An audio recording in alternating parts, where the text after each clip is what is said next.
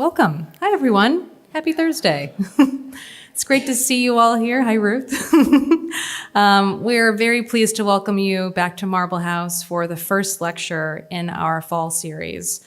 Our fall series this year is surrounding the themes and subjects of our newly opened exhibition at Rosecliff, the Celestial City, Newport in China.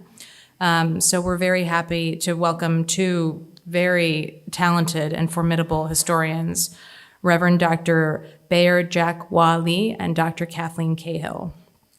The two programs that we have following will take place on October 26th, and that will feature the exhibition's curator, Dr. Nicole Williams, who's also our curator of collections at the Preservation Society, and Dr. Bing Huang, who was a major contributor to the show as well. And then November 2nd, all Thursdays, all at 6 p.m., will feature Dr. John Eng Wong of Brown University, who is another highly regarded historian and scholar, specifically focusing on the history and experience of Chinese Americans in Rhode Island. So a really close to home talk for us. We hope that you all join us for that. Registration is available on Zoom as well as in person on our website. Now on to our speakers this evening. Dr. Cahill is the Walter L. Ferry and Helen P. Ferry Professor in Middle American History at Penn State University. She is a social historian focusing on women's working and political lives, asking how identities such as race, nationality, class, and age have shaped them. An author of many award-winning books, her most recent book is Recasting the Vote: How Women of Color Transformed the Suffrage Movement, and that was published in 2020. It's a collective biography of 6 suffragists, one of whom was Dr. Mabel Ping-Hua Lee, the first Chinese woman in the United States to earn her PhD and a significant contributor to the American fight for suffrage, and she's featured quite frequently in our exhibition at Rosecliff. I'm happy to share also that copies of that book will be available this evening, and Dr. Cahill will graciously be signing some at the reception following. Dr. Cahill also serves on the steering committee. She's the steering committee chair, for the Coalition for Western Women's History, and is a member of the editorial boards for the Journal of the Gilded Age and Progressive Era and the University of North Carolina Press on Gender and American Cultural series. Dr. Cahill is joined by Reverend Dr. Bayer Jack Wah Lee. Reverend Dr. Lee was born in Hong Kong and came to New York with his maternal grandmother in 1962.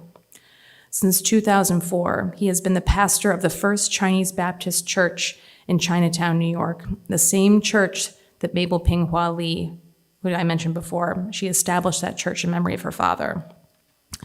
This is no relation, of course, but just to clear that up, but these are the through lines through a lot of the research we've done and why Dr. Cahill and Dr. Lee are incredibly important to the research we're doing and thus being here tonight. Dr. Lee is also a postdoctoral research fellow at Columbia University Teachers College, where he received his doctorate in education in 2013. His research there was funded by a Fulbright grant in 1993, and his interests include spatial memories and housing studies, Hakka and Taishan ethnographies, and the formation of New York's Chinatown. Jointly, these two scholars thankfully already know each other as well, so it was very easy to get them to bring their knowledge together. But they've also worked together on many occasions on Mabel Ping-Hua Lee, who Alva Belmont knew and also took inspiration from, which is why it's so important that we're here at Marble House tonight. Of course, Mabel wasn't the only woman of Chinese heritage to assist the suffrage movement here in the United States. And so now it's my pleasure to introduce Dr. Cahill and Reverend Dr. Lee to the microphone to share more important history, which is little talked about, but we're very excited to bring forward to our more diverse audience this evening. So thank you. Welcome.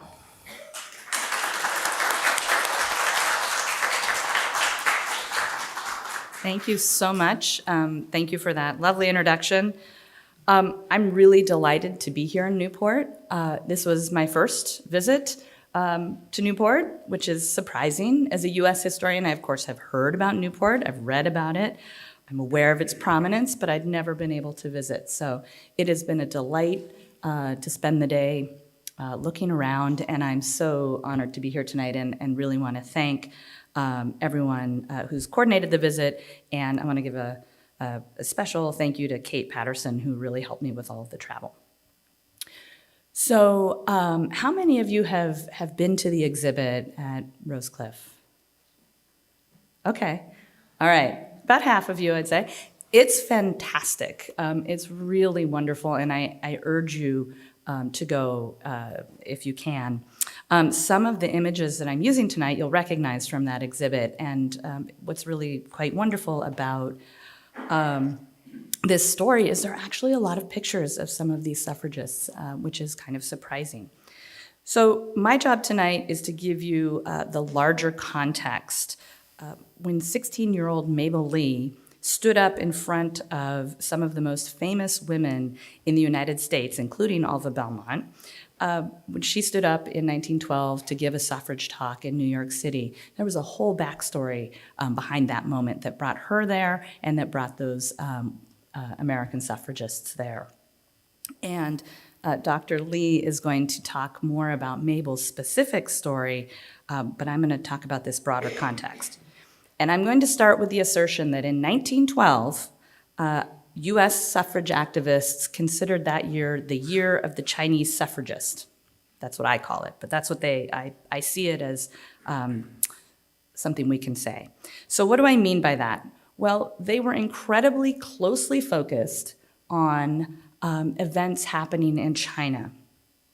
So this is a 1912 songbook that Eugenie Ray Smith published in 1912. It was the second edition, and she dedicated it to the Reverend Dr. Anna Howard Shaw, who was the president of NASA, or the National American Women's Suffrage Association.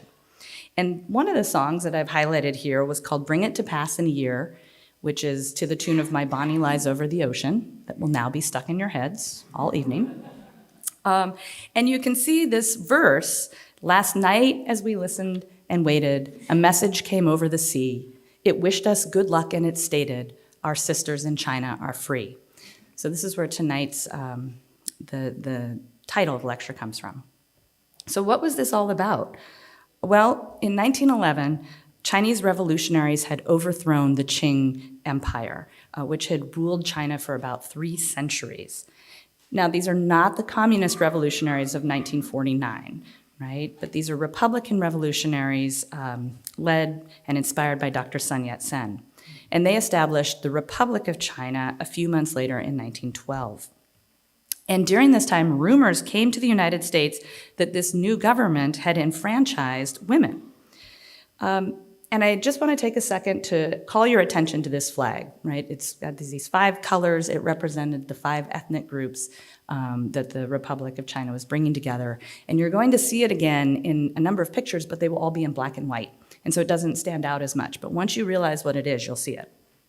So during the Chinese Revolution, again, Americans were hearing rumors about Chinese women participating in that struggle, including a group of women who formed a unit of soldiers, and you see a picture of them here with that striped flag behind them, and also about women who served as spies, who were smuggling weapons from Japan and throwing bombs. It all seemed very exciting. And more news followed that in gratitude for this, for these efforts, women were given the right to vote and participate in the new government. And you see that in these headlines, this one on the top. So as I said, suffragists in the United States were really fascinated by this news. This is the cover, the front page of the Women's Journal from 1912. This was NASA's journal. So again, the biggest suffrage organization in the country. They're highlighting Chinese women. You see them here. They're actually dressed in Japanese kimonos, so if it looks strange, it is. And they're portrayed as sort of looking back and calling to their British and American sisters to keep on fighting, that they will get there yet, right? And I do want to point out that, right, the kind of pidgin English being used was sort of a stereotype about how Chinese people in the United States would speak English. So this is on one hand sort of recognizing Chinese women's work, but at the same time denigrating them in that way. And you also notice the article, again on the left, that says that they've won the right to vote. So US suffragists wanted to know more about this, right? Again, this all seems very fascinating. It doesn't really fit in stereotypes that the United States had about Chinese women. And so they turned to Chinese and Chinese American women in their own communities and asked them to come speak to them and give them more information. So the exhibit focuses on the New York City meeting, and with Mabel Lee being one of the main speakers. But there were other meetings across the country in Cincinnati, Ohio, in Portland, Oregon, and in Boston, Massachusetts, and you see them here. Note that there are children in the upper two photographs, and I think that was a really deliberate choice by the women who came to these meetings to bring particularly their daughters, right? If you remember your US history, you'll remember that the Chinese Exclusion Act of 1882 really limited almost to nothing the number of immigrants who were able to enter the United States from China. That act also said that no Chinese immigrants, the very few who got in, could become naturalized citizens. No other group of immigrants to the United States is treated this way and faces those barriers, only the Chinese. Those girls, the young girls, if they were born in the United States, received birthright citizenship by virtue of the 14th Amendment, and so would have been US citizens. Now, the other women, particularly in the New York, even Mabel Lee, who's 16 years old, are not citizens and couldn't be because they had been immigrants. But despite that, Mabel is a passionate fighter for women's rights. And she really sort of steals the show at that meeting. So these New York suffragists invite women from Chinatown to speak to them at the Pekin restaurant. And the speakers include Mabel Lee. Her mother is there, Liebeck Lee, another teacher at the mission that they worked at, that Mabel's father was the pastor in. In fact, let me go back one slide. So Mabel and her mother are on the far side, on the right, and then Pearl Lu is seated there with the two children. And there was another woman named Mrs. Yip Tai Pond, who was the wife of a major merchant in Chinatown. So they tell the American suffragists about what's happening in China and the role of women, but they also, while proud of that, use the opportunity to speak to the women in the audience. These are some of the most powerful and politically connected women in the United States. Anna Howard Shaw, the president of NASA, is there. Alva Belmont is in the crowd. She's wearing sort of a black hat. She's sort of over to the right? She's very formidable. She would have been very, right? To speak in front of her required some courage, and Mabel Lee, who's 16, is up there doing that. So, as I said, they talk about what's happening in China, but they also talk about what's happening in the United States. And they talk about the issues that they, as women, as immigrants, as members of a stereotyped community, that they faced and that they hoped these women could help them with. So, for example, Pearl Lu recounted how she had been detained in a warehouse in San Francisco for over a month when she had tried to immigrate to the United States.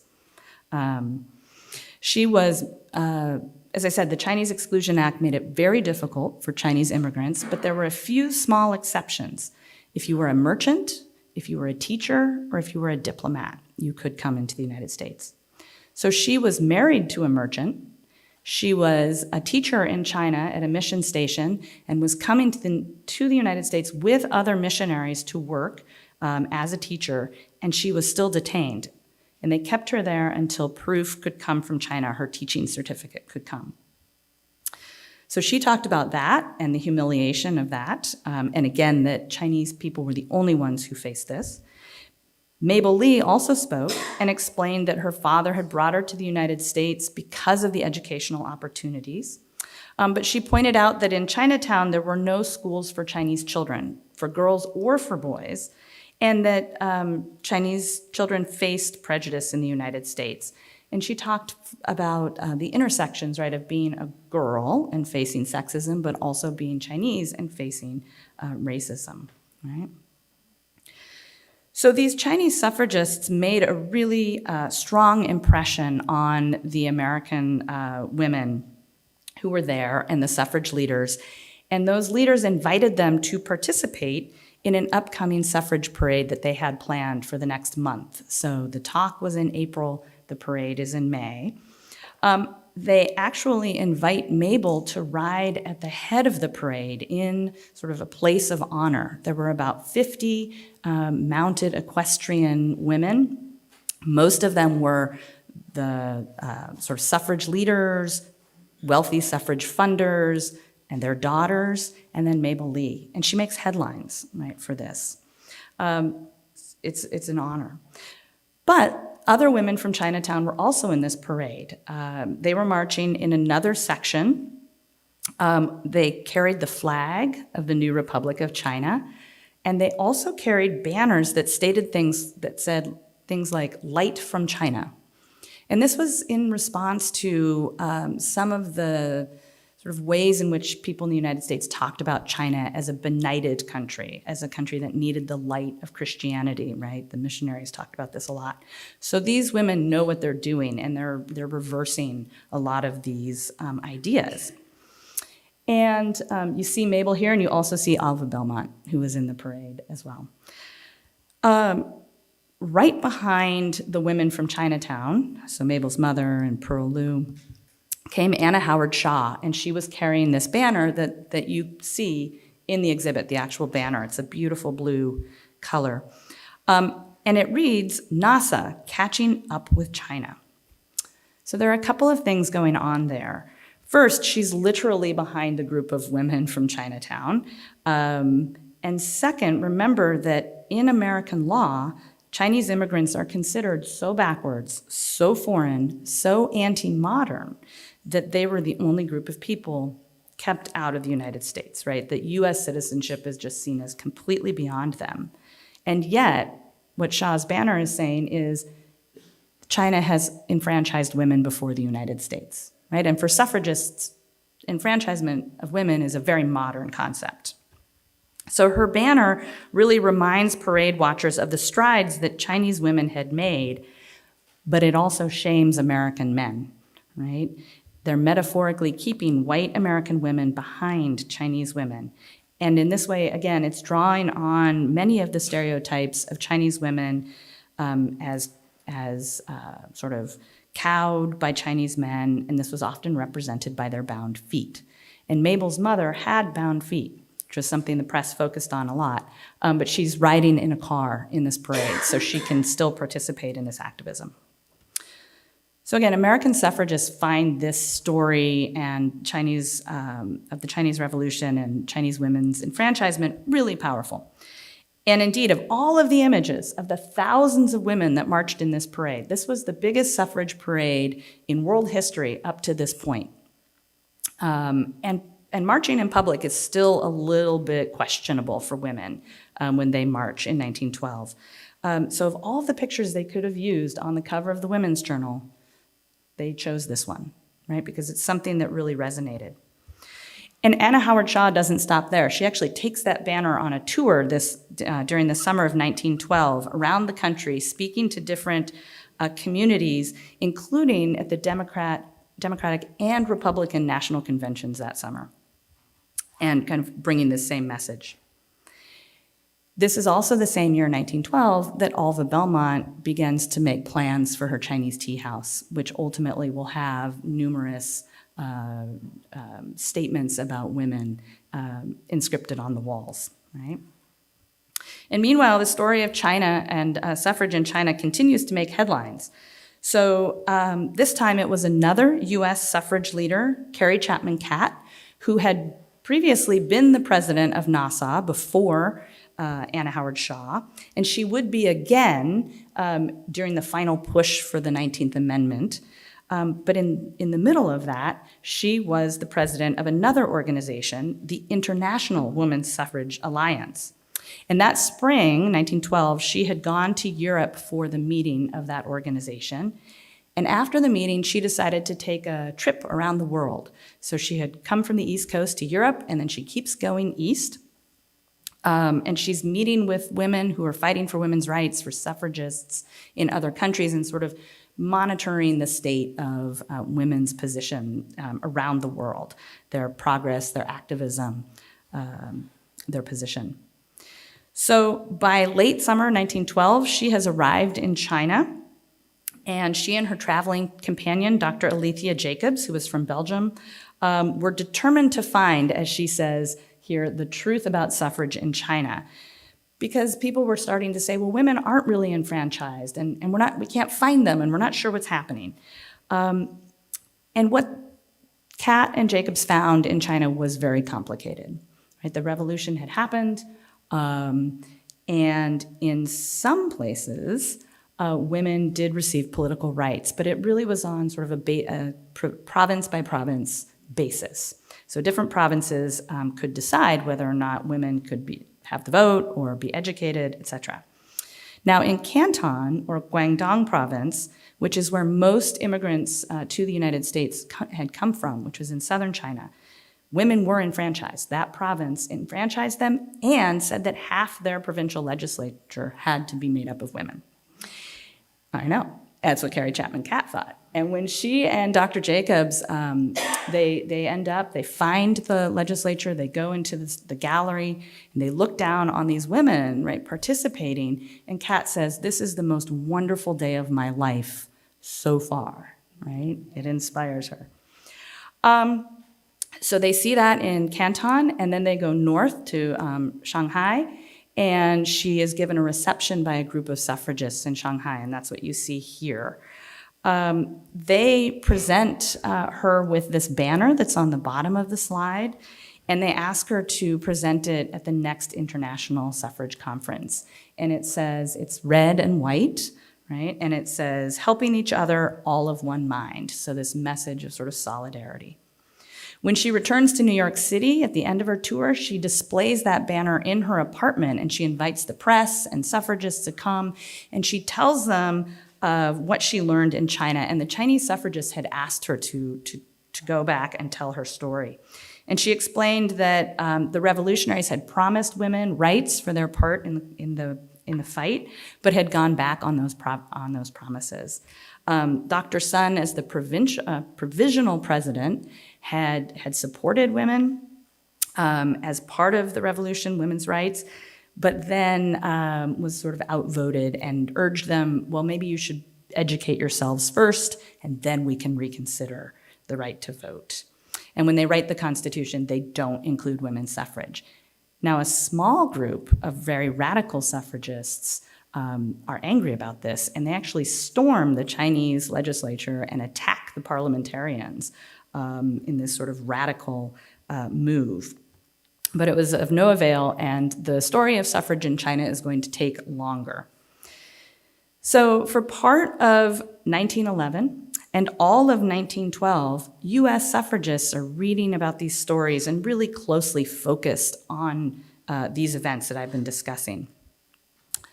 But despite Mabel Lee and other Chinese women in the United States, most American suffragists continued to think about their struggle as one that was in a foreign country, right? That they were Chinese and they were not Americans.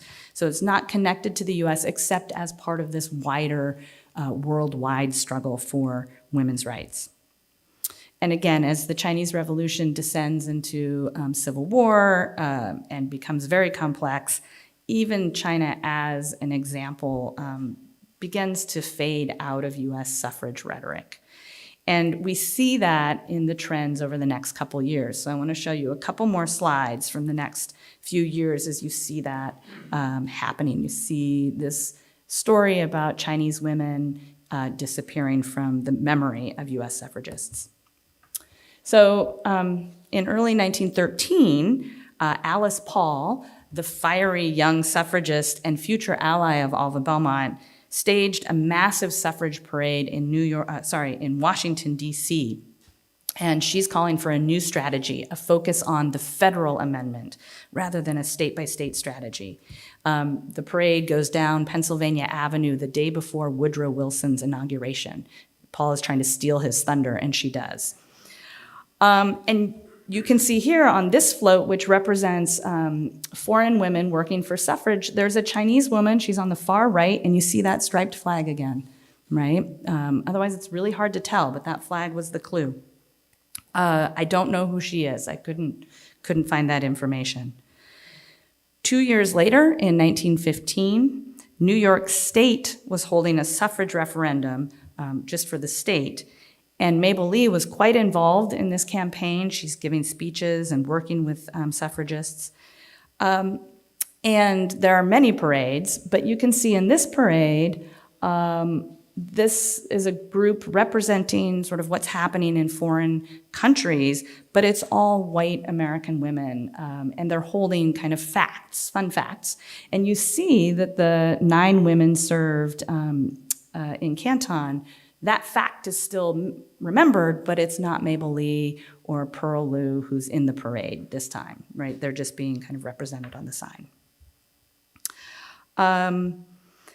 And that New York State referendum in 1915 fails, but it will finally pass 2 years later in 1917. And then, of course, the 19th Amendment is ratified in 1920, enfranchising women throughout the United States. And after that success, with some exceptions, of course, after that ratification, Alice Paul's National Women's Party holds a conference considering what to do next. And she invites women from many organizations to sort of pitch ideas, including an invitation to this woman here, Wei Ling Tsai, who was the niece of the Chinese minister in Washington. She's also taking college courses in Washington, D.C. And they invite her again a few months later at the opening of the headquarters of the National Women's Party. That headquarters is, of course, funded by Alva Belmont. And they purchase the first US Capitol, so not the one we know today, but the first one. And right, women are making a very significant statement about their place in the nation's political power. This is on Capitol Hill. It is, if you've been there, right where the Supreme Court building is now, because the government used eminent domain to take it about a decade after they established it to build the Supreme Court. And they, again, with Alva Belmont's help, purchased a building right next to the Senate offices, which is now the Belmont Paul House, which you can go and visit. So to sort of wrap things up, you'll notice again that the Chinese woman with the flag is part of a foreign group of suffragists, right? Again, still being distanced from the US. But I want to conclude by reminding us that it's US immigration policy and law that keeps the number of Chinese women in the United States so small. But there are Chinese American women, right? Some women, particularly in Hawaii and California. And when California enfranchised women in 1911, there were some American-born Chinese women who were able to vote and do participate. And then finally, to hand it off to Bayer, I'll end with Mabel Lee, again, who was an immigrant, was unable to become a US citizen. But despite that, she plays a really important role in helping to win the vote for women in the United States. And as we will hear, she keeps women's rights at the forefront of conversations about the new Chinese nation as well. So thank you so much, and I look forward to any questions you might have afterwards.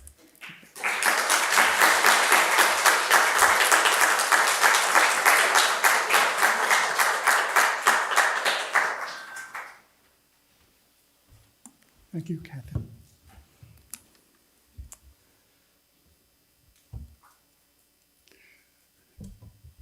Also, this is the first time I'm here.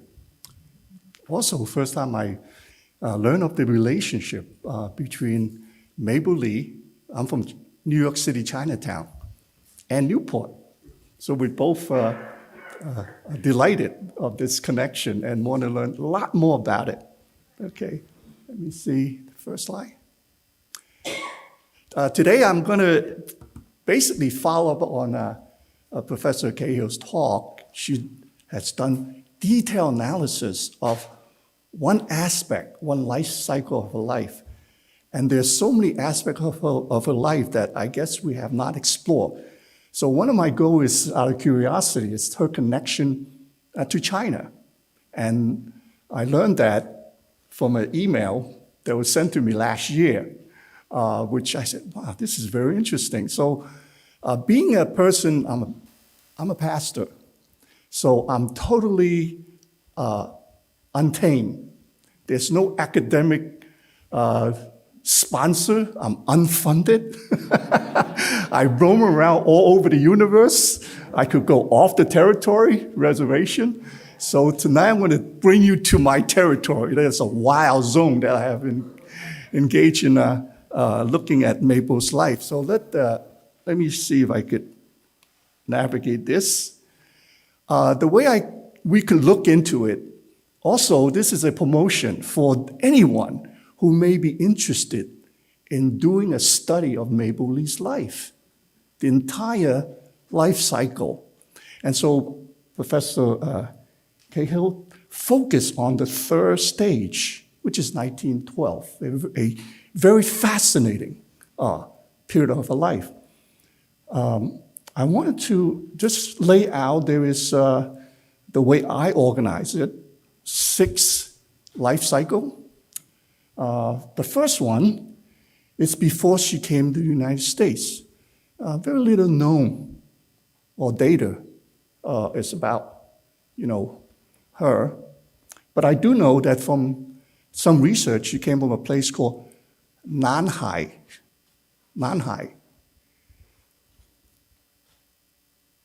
And I added Mui Jai. That's an interesting term. It has to do with little sister. Essentially, it is a system of dealing with women.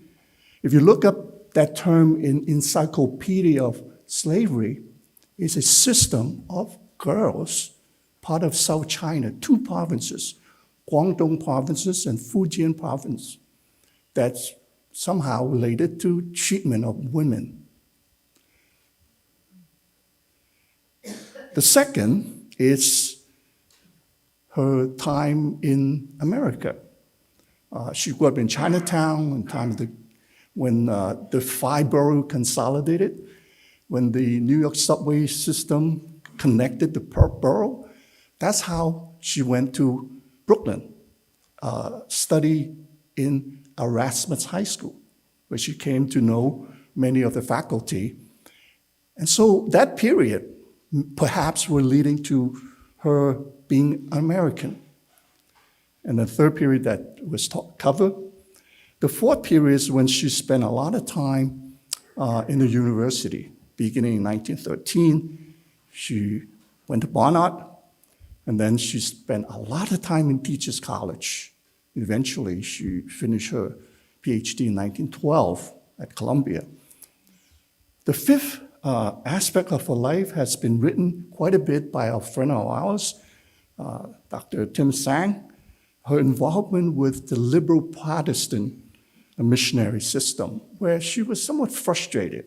The account was how she, as a woman, negotiate, the male-dominant denomination leadership. Now, the last period of her life, which is not well known, is obscure period of her life, around 1950, when she left the denomination, to the time of her death in 1966. She accumulated wealth. She had properties. She had a Rolls Royce. She had jewelry from Tiffany, which my interest, looking at who is Mabel Lee, right? I'm not using this as a sort of a joke or, it's not a jest, but we need to put aspects of her life together. And I want to connect because of the topic, Ava, her impact on Mabel's life. This is a picture of her, Ava, around 1912. Mabel, 16, she was maybe 59 or 60. And I want to begin by how did she became known? Because I went to the church in 2004, knew nothing about Maple Lee, nothing. I saw 6 photographs hung up on the 3rd floor, knew nothing about it. I asked some of the deacons, well, nobody knew. Nobody knew who she was. And I didn't hear anything about her until my friend who was writing about her experience in the denomination with the American Baptists. Then suddenly, this poster splashed all over New York City in a bus depot announcing the museum, the City of New York exhibit Beyond Suffrage, October 11, 2017. And I'm curious, so I went there and took a look. And here was the exhibition, and this is the first exhibition hall. Along the panel, these are famous. Lo and behold, on the bottom is Mabel. The picture that was taken when she was freshman at Barnard. The date a little bit off, and then as a result, I got a call from the Congresswoman's office, Congresswoman Vasquez, talking about Mabel's story. And eventually, they dedicated the post office in Chinatown as Mabel Lee Memorial Post Office. And this was the event celebrating at the church that Mabel organized to honor her father. And this was signed. I don't want to read it. It should be available somewhere. If you're interested, talk about the church, Mabel's contribution, the church continue, and the dedication of the place in Chinatown to remember Mabel. Mabel and Ava. Don't know much about it, except for some photograph. So I want to share two perhaps events. One was alluded to, that they met in this restaurant in Times Square that was run by a Jewish owner, Chinese restaurant. Right? Fascinating. I went to the Torah synagogue today. I taught at Torah College, one course for 13 years. Knew nothing about the history and the relationship. So we could always find something new, and that's what I found. And they were together, right, on the same parade. This is how it began. This is a picture taken of Mabel and her father and mother. Mother on the left, my left, father on the right. It's a odd positioning in a Chinese picture that Mabel, as a girl, was in the center with a book. Poor father is just on the side. Worse yet, he got cut out of the picture. And it was used in a newspaper, right? So there's some problem here, right? In terms of how information are organized for a certain purpose. I wanted to also include in my presentation, kind of look at Mabel Lee's life in a maybe a little more nuanced way. The first is entitled Chinese Submerged South. It's in the exhibit. I never saw the original. Somehow I got a hold of this. Entitled Chinese Submerged South. It's in the exhibit. I never saw the original. Somehow I got a hold of this. And the second message, or the essay she wrote, is called Chinese Patriotism. And the third essay she wrote was entitled The Meaning of Women's Suffrage. Now, what does she mean? I'll just tell you my journey. At one time, I was supposed to give a talk, give a paper at London, and in the course of my study, I was somewhat confused and distorted. But I found that Mabel's political point of view was to preserve the emperor. Interestingly, the faculty members of her time had the same idea. And after World War II, the American preserved the Japanese emperor. So, begin by her essay. Sorry, I cannot see it. Uh-oh. Okay. Yeah, I have some trouble seeing the size. Okay, I may just have to skip over. In this essay, she mentioned a number of things, one of which is that education for her at that time was high on the agenda of women's rights. And also she mentioned missionary. Missionary has one of the forefront instrument in promoting women issue.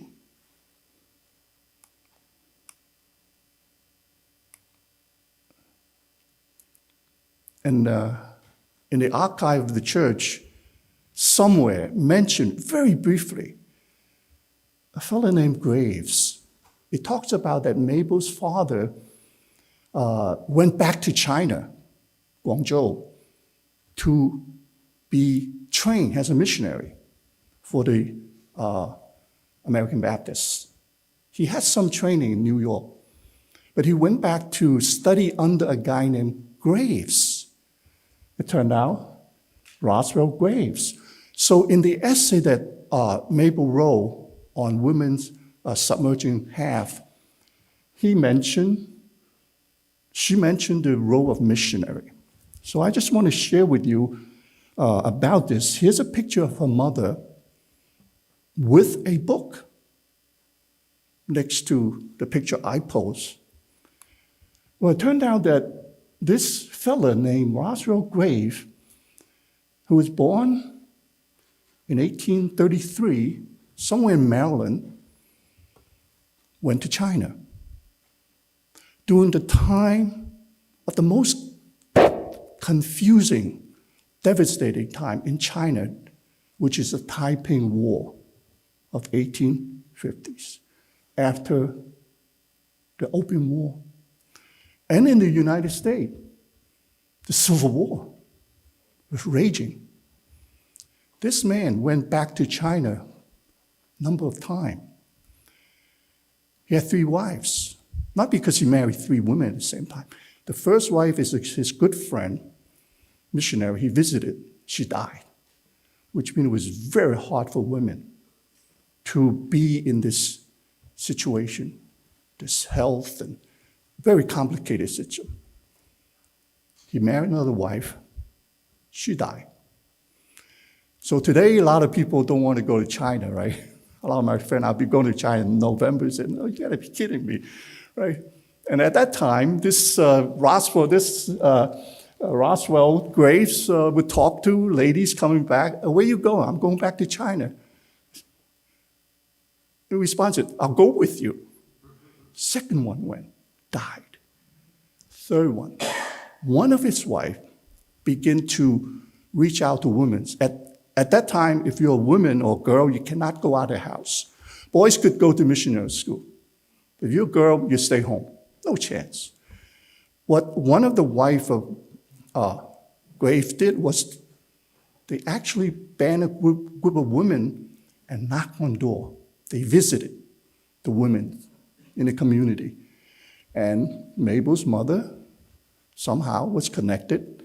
She learned how to read and write. I'm not sure Chinese, English, but she became the teacher of the seminary that Graves started. And the father, who came when he was 12 years old, like me, I'm not good in English, I'm not good in Chinese, like halfway. And that's her father, right, who was in that time. So in her essay, she talked about the relationship, the missionary started this empowerment of women from her family experience. And then I learned that this missionary went to a place called Nam Hoi, which led me to an interesting search about where Mabel came from. It turned out Mabel came from an extraordinary significant area of China that at one time, there's no history until they found excavation of a building, found the foundation of a tomb from the time of Cheng Qi Huang, the first emperor, sending a military operation, 500,000 Han Chinese.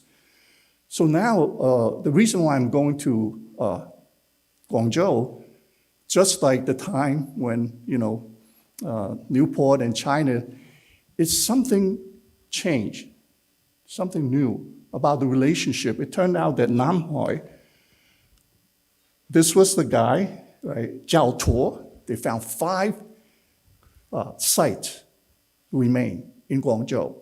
So museum is going crazy. That's 5 museums about his life. It changes the whole aspect of Chinese history in that time. And this is the place that Mabel was from. And it turned out they have a museum, Namhoi Museum, just like this museum with exhibit nobody saw before. And it's talking about the culture, memory of this place, Nanhai, and talks about the importance culturally of how it was found, how this was the earliest interaction of the North and the South. And the male who married the local. And lo and behold, there's a reporter that was sent to from Nanhai to the church, and they found out the story about Mabel Lee, which they didn't know. Quickly, the reporter went up to Columbia, dug up all the stuff, and wrote an article in Chinese in Nanhai paper about Mabel, right? This is amazing, right? And then they even quoted on the celebration of Mabel, dedicating the post office after her name. And that's my Professor Hope Leiter, that connected me with this.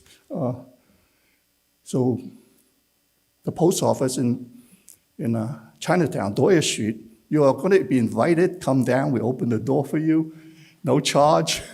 We'll take you out to Chinatown, real Chinese lunch, right across the street from the post office and Mabel's neighborhood. Now, Mabel entered Barnard in 19.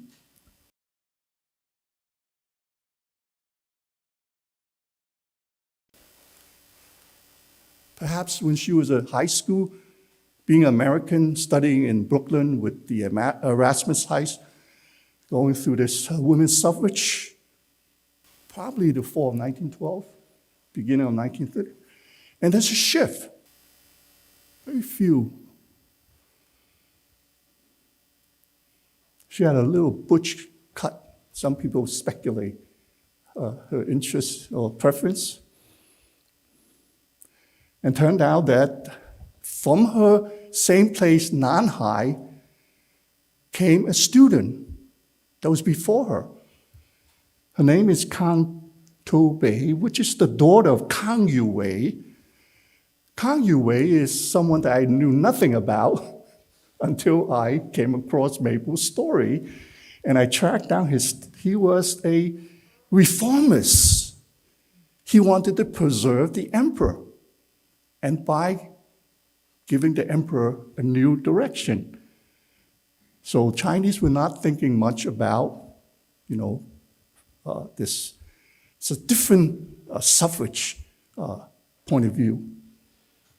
So Kang Yu-wei, and this is a diagram time, is the revolution called Xinhai Revolution, has to do with heaven and earth and people, the name, that revolution. These are the people that were involved, but Mabel in her essay was concerned that without a strong military leader, China would not survive.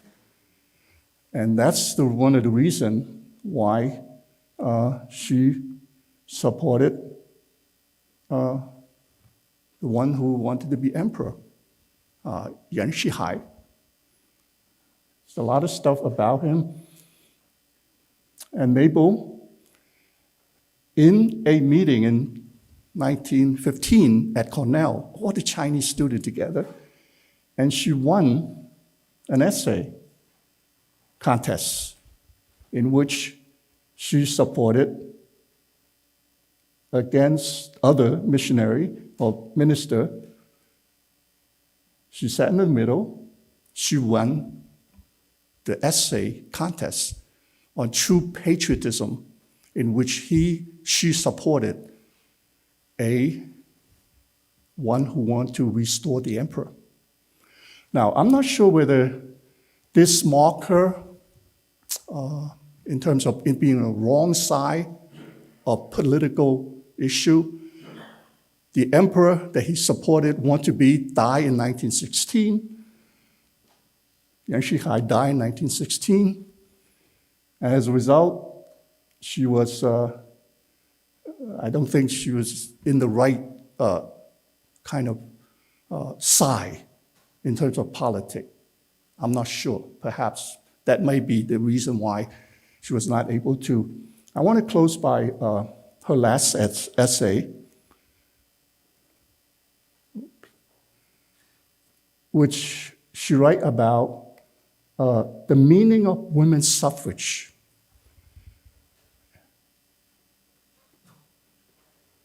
She basically said, for women to be in power, they have to be financially independent to strengthen their economic ability. So that's her main focus, main theme about women's suffrage. So I'm not sure it's because she saw the opportunity one could have in terms of raising issue, or, well, it turned out that she fought with men, powerful men, competing for position at the student association. Her essay goes back to China history, the emperor. She studied the classic. In fact, she studied these esoteric texts called Sanhai Jing. I found that to be very interesting. In her dissertation, somebody needed to analyze a little more. And she lived in the campus for a long time, this great building. And let me just quickly, last picture. This is a picture where Mabel is in the middle among all the men, powerful men, leaders in Chinatown. She's still in the center. Why? She wrote a check, $10,000 in 1959, donate to help build Chinese Benevolent Association, the organization. And so she's surrounded by powerful men. Well, Ava and Mabel.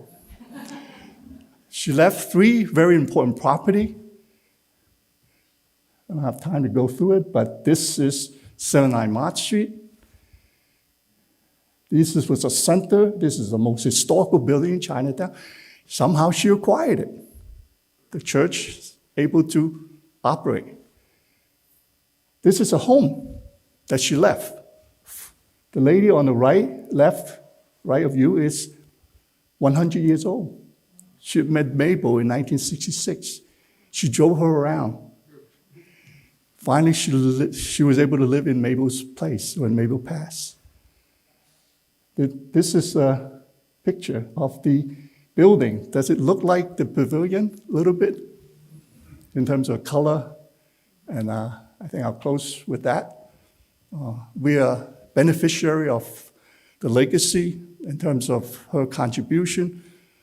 She left material space for us to use. So today, come down to Chinatown. It's a vibrant congregation, not just a few of our older members, but to the community. Because of a fellow named Corky Lee, a good friend of mine, and he opened a church, brought everybody in, promoted the legacy of Mabel Lee.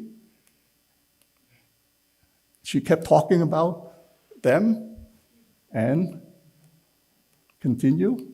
So Corky will be remembered this Sunday. There's a street dedicated to Corky, but also Mabel. Thank you.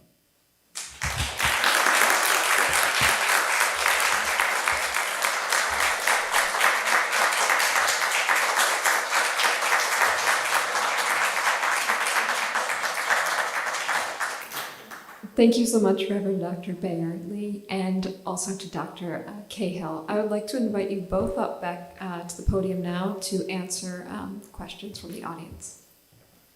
And if you do have a question, please don't be shy. Feel free to come over here and ask it so our friends in the virtual world can hear your question.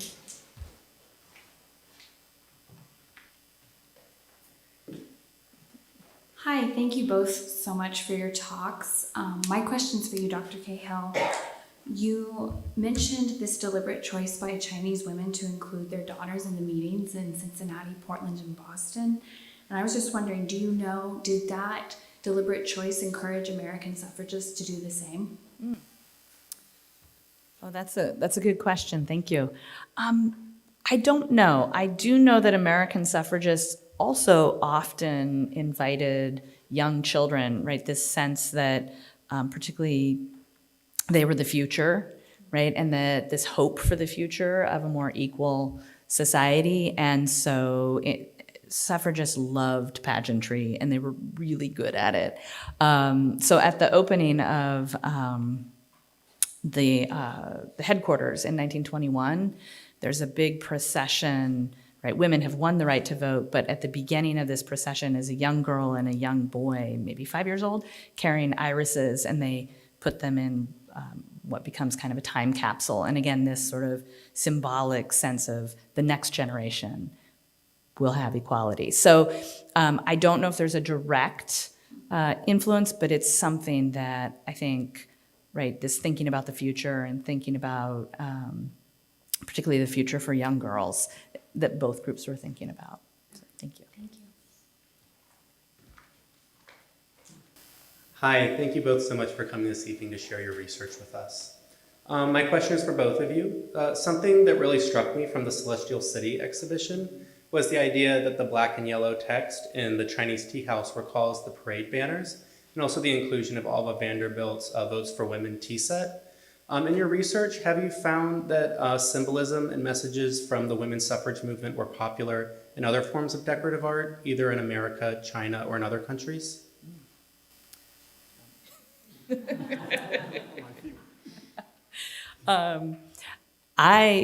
So I didn't know about this tea house. It's something I learned through reading an article about the exhibit, and I was really thrilled to learn about it and then to get to see it today. And absolutely, and I think the exhibit does a good job with that Votes for Women pennant to see the color. And there were, depending on, there were different groups that had different colors. So the National Women's Party colors were actually green and purple and silver, gold.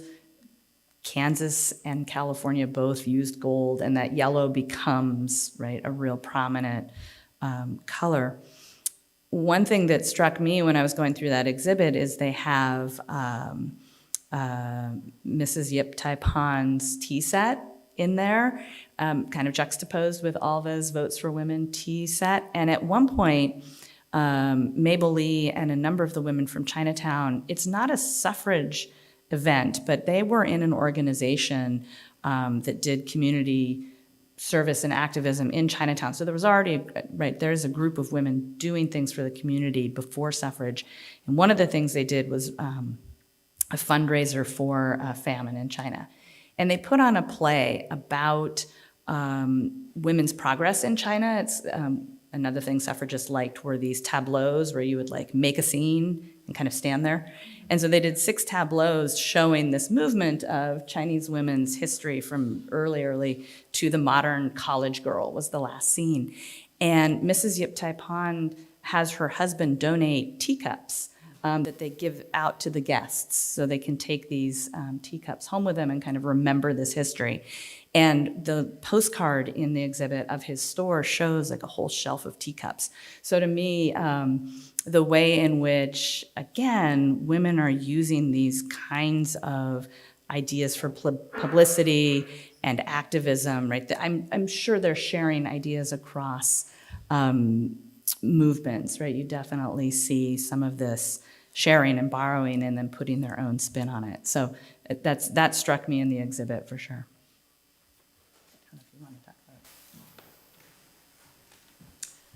My question was going to be what struck you in the exhibit, but you already answered that question. I would like to pose that to Dr. Reverend Lee as well. Is there something that struck you in particular? Because we know that most of our audience has not been to the exhibit yet, so I'm wondering if you can let them know what we have in store for them.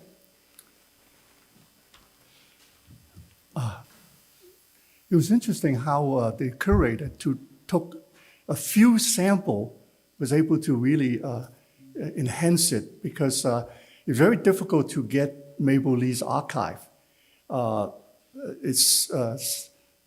Professor Cahill came many years ago. It was before she became famous. There was a lot of, nobody really was interested.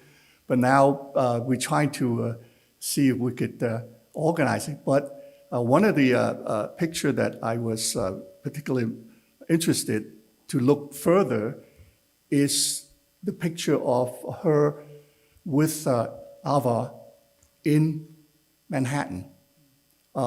This is very interesting space that in 1909, there was an incident.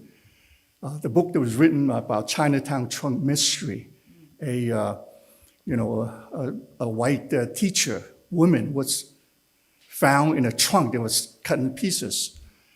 This is 1909.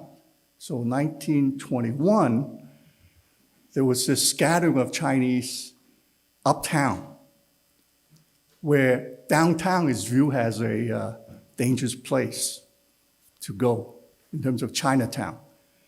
But that picture of Mabel and her, I don't know if that's available, the picture of Mabel and her mother that's used in the newspaper, the reporter actually went down to Chinatown in 1912. And she kind of like made the illusion that she's entering into a new kind of mysterious, dangerous place of Chinatown. So I kind of was interested in the way that picture juxtaposed the idea of going to Chinatown as a kind of place that you don't want to go, but uptown, right on 47th Street, right, heart of Chinatown, heart of Times Square, and that whole gathering of the Chinese, not in Chinatown. Interesting. Yeah. Thank you both for your amazing lectures. And Dr. Lee, I was so interested to see that Corky Lee is you're having a memorial to him because he was such an important photographer, and I know his work well. My question is for you about Mabel Lee, and I know that Chinese history is super complicated, especially in the mid-century, but do you have any feeling about her reaction to the Cultural Revolution, and particularly since she supported the emperor, but later in life, as things changed in China, did her views change, or was she always sort of a static political view person? Well, I think during there's a period called the MacArthur era, so that the 50s, most Chinese, kind of had to somehow submerge, right? I'm not sure if that's one of the reasons. At the same time, she was able to access wealth. So the question is whether was it part of the inheritance from Nanhai, or was she able to make certain kind of business transaction after 1949?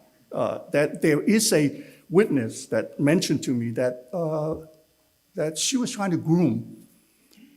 He went to Colombia. he tried to help him to get his PhD.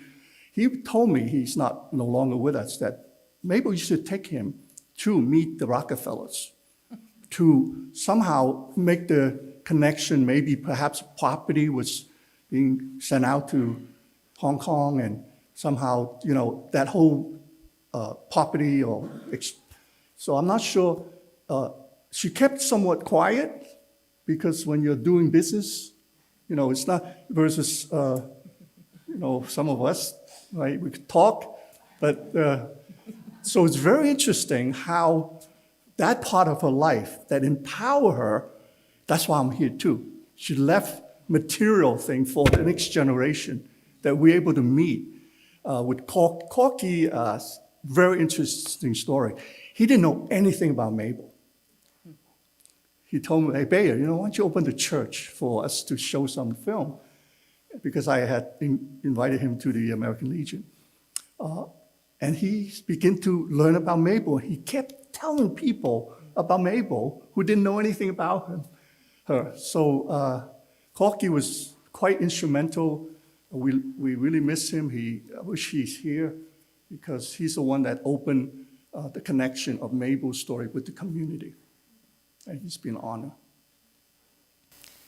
Thank you so much, Dr. Cahill and Reverend Lee, for joining us tonight. And thank you for all of us being here.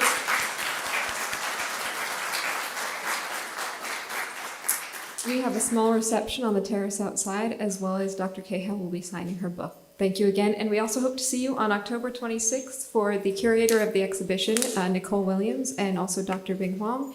It will be The Celestial City, a closer look at treasures illuminating China's contributions to Newport. We hope to see you then.